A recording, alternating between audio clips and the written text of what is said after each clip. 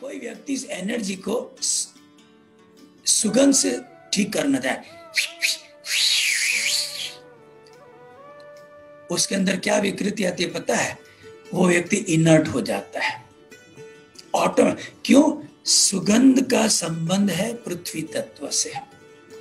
जितना सुगंध का सहारा लेके मन को स्थिर करने की चेष्टा करेगा, उतना उसके अंदर पृथ्वी तत्व का प्रभाव बढ़ता जाएगा। आप में से आपको या आपकी जानकारी में जिसको भी सुगंध की थोड़ी सी आती है ना, वो व्यक्ति स्टबन जरूर है। कितने लोग अग्री करोगे? हाथ ऊपर करो। या उसको समझाना फिजूल जाता है, लगता है कि इसके साथ क्यों बात में पड़ गए। या क्योंकि उनका दोष नहीं है, they are ignorant about this knowledge कि अगर आपने सुगंध से मन को स्थिर किया, मन जड़ हो जाएगा।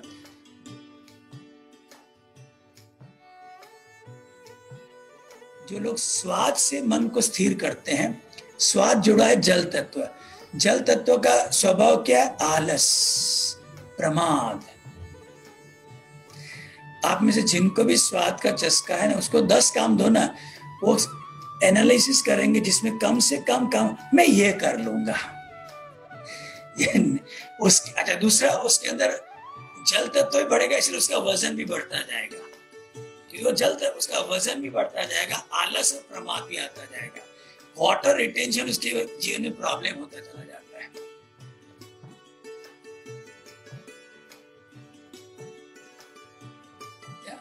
अभी आते हैं दृष्टि का सुख।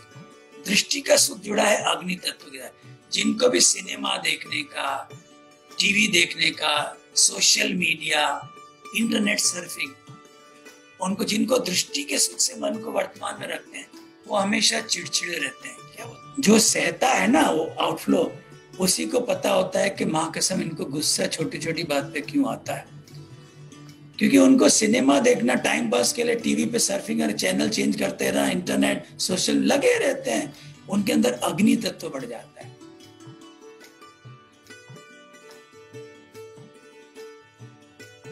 जिनको संगीत का है ना, ध्वनि का, वो बड़े इमोशनल होते हैं और लॉजिकल बिल्कुल इलॉजिकल होते हैं। आप में से जिनको भी संगीत का या आपकी जानकारी में आपके बच्चों की संगीत का, उनको मैथमेटिक्स में बड़ा कष्ट पड़ता है। उनको मैथमेटिक्स, फिजिक्स, केमिस्ट्री समझ में नहीं आता है। वो लैंग्वेज रट लेंगे। जो भी रटने वाले सब्जेक्ट है ना, English, Hindi, Marathi, Gujarati, Sanskrit, geography, history, biology, zoology, जिसमें रट्टा लगाने का है ना, उसमें एक्सपर्ट होंगे। लेकिन जहां 2+2 4 करना होगा ना, कैलकुलेटर के बिना नहीं कर पाएंगे। उनका लॉजिकल माइंड दुम देके बंद हो जाता है और वो बड़ी इमोशनल, छोटी छोटी बात पे रो पड़े। कुछ अच्छा भी और कुछ गलती, रोने में ऐसे लग जाएंगे, आपको लगेगा कि भगवान ने दुख साली खाली इसी के जीवन में लिखा है, बाकी सबको फ्री रखा है। और दिन रात, और आजकल तो वायरलेस ईयरफोन आए हैं, वो लगा के जेब में फोन पड़ा है, वो लगा के चलते रहते हैं, ढिंचक ढिंचक ढिंचक ढिंचक चलता रहता है। अरे ढिंचक ढिंचक से आपका लेफ्ट ब्रेन वर्किंग बंद होने चला है।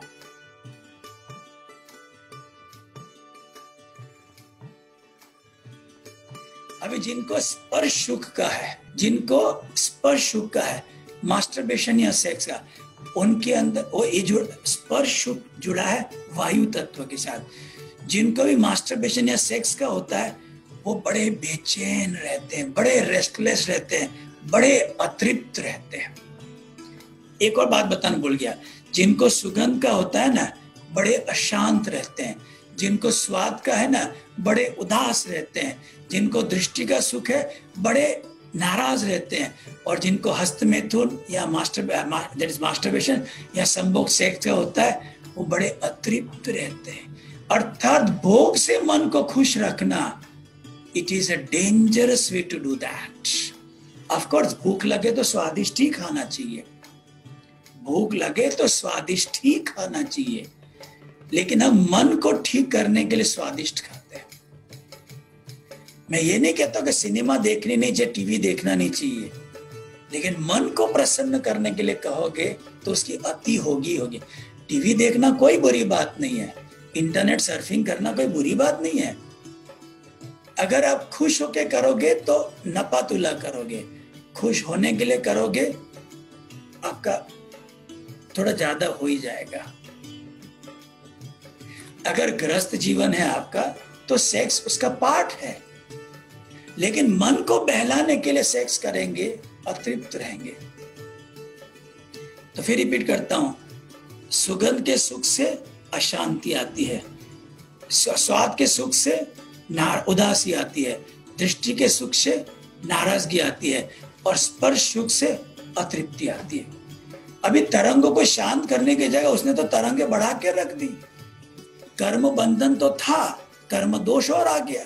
विकृति को कर्म दोष कहते हैं, मतलब करेला कड़वा तो था लेकिन नीम चढ़ा हो गया और कड़वा हो गया। जनरली हम करेला बनाते हैं तो थोड़ा गुड़ डालते हैं, थोड़ी दही डालते हैं कि उसकी कड़वाहट कम हो। हम उसको नीम में नहीं बनाते हैं कि कड़वाहट बढ़ जाए। तो जिसको हम कहते हैं ना, मारवाड़ी में कहावत है, गरीबी में आटो गीलो। जो लोग मारवाड़ी है उनके आपके बड़े बुजुर्ग कभी बोलते होंगे गरीबी में आटो गिल्लो, या मतलब गरीब के पास एक ही टाइम भोजन बनाने का आटा था। वो भोजन बनाने के लिए पानी डाला, पानी इतना ज्यादा बढ़ गया कि अब उसकी रोटी बन ही नहीं सकती। मतलब जो था वो भी गया। गरीबी में आटो गीलो, एक टाइम का आटा था, सबके लिए एक एक रोटी बना सके। घर में 5 सदस्य थे, हर एक के लिए एक एक रोटा बना सके, उतने आटा था, लेकिन पानी ज्यादा पड़ गया। अभी उसमें से न आटा न रोटी बन सकती है, न पूरी, कुछ नहीं बन सकता, तो फेंकना पड़ेगा।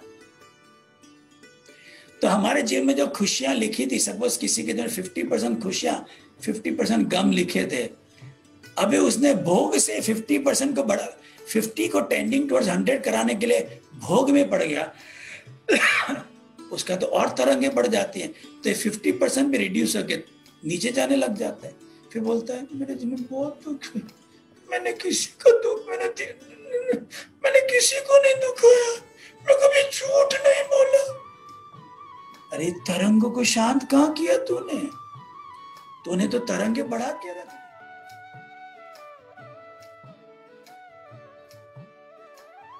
ये तो इंद्रियों के सुख, 4 वैचारिक सुख में जाते हैं। 4 लॉजिकल प्लेजर्स।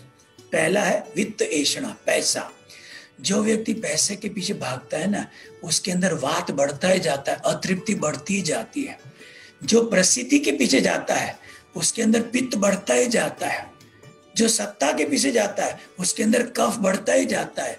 और जो औलाद के पीछे दीवाना हो जाता है उसके अंदर आम अशांति बढ़ती ही चली जाती है। औलाद को प्यार करना चाहिए, उसको अच्छे से, एक अच्छा इंसान, लेकिन इतना मोह में पड़ जाते हैं, इतना क्यों?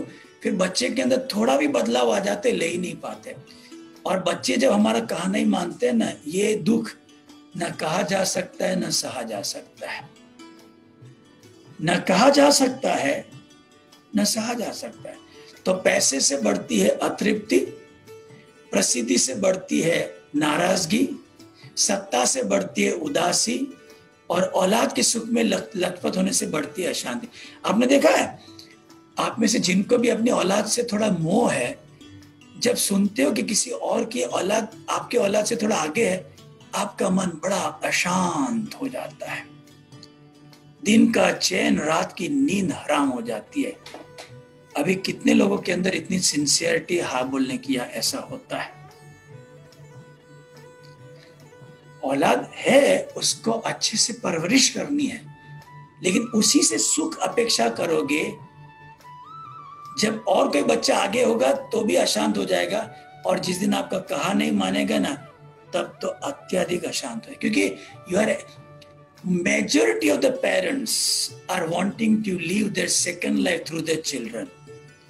Majority of the parents are trying to live their second life through their children.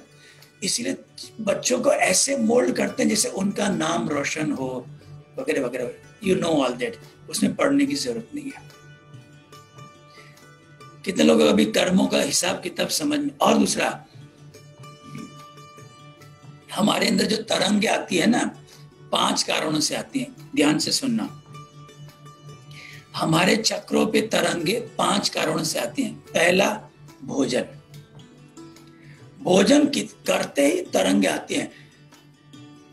शुद्ध ताजा शाकाहारी भोजन करने से मिनिमम तरंगे आती है।